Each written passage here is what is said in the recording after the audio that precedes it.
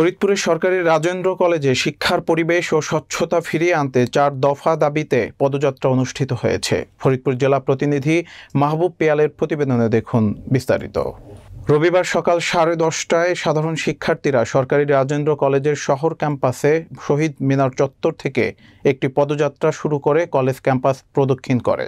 এ সময় তারা ৪ দফা দাবি বাস্তবায়নে বিভিন্ন রকম স্লোগান প্রদান করে।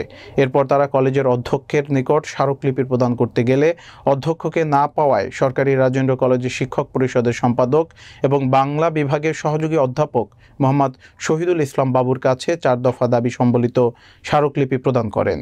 বৈষম্য বিরোধী ছাত্র আন্দোলনের ফরিদপুরের সমন্বয়ক আবরার নাদিম ইতু বলেন, অধ্যক্ষ ও উপাধ্যক্ষের বিরুদ্ধে তাদের নিয়োগ প্রক্রিয়ায় অর্থনৈতিক লেনদেন অভিযোগের সত্য নিরপেক্ষ তদন্ত নিশ্চিত করতে হবে।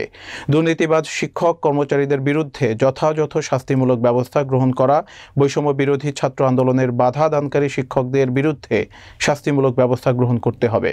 ছাত্ররা আগামী 72 ঘন্টার ভিতর তাদের দাবিগুলো বাস্তবায়ন করার আহ্বান জানান।